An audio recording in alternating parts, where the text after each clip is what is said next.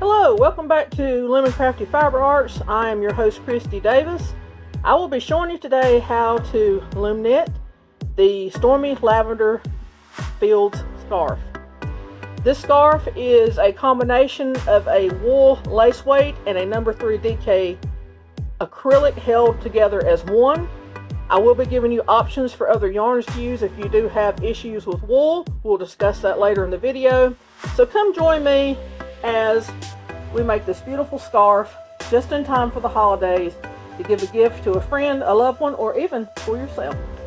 Come join me. Let's go.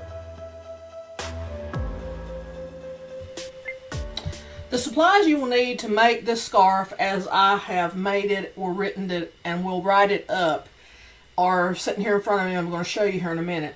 As I mentioned earlier, I will be giving you alternatives at the end of the video if you don't use wool, but right now we're just going to cover how I made it and how it's going to be written up.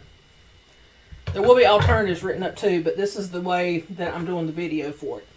Okay, we need Mandala Baby and Color Magic Moon. Of course, that gives you the lavender fields and the stormy with a gray look to it. You also need Knit Picks Aloft, which is 72%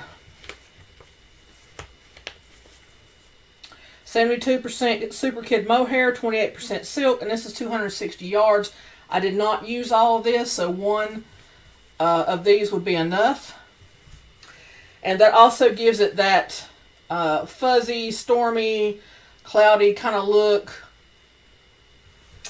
And this is how much I had left over, and I made a 5-foot scarf of the mandala. So if you want to make it longer than 5 foot, you would have plenty to work with. You also need a row counter of some point, or need a notebook with a pen to write down your rows. This will be a 4-row repeat. You will need a pair of scissors, a tape measure, a loom pick, tapestry needles of some sort to work in your ends, and you will need an Alimelt loom.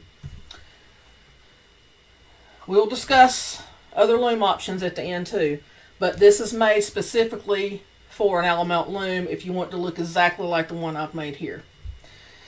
I started out on this yellow one. I could have used a smaller Alimelt loom, but the only reason I didn't is because I intended this to be a shawl to begin with, and I didn't have as much yarn as I thought I did, so I had to let the idea go, and that's how it became a scarf. Okay, so that is your supplies.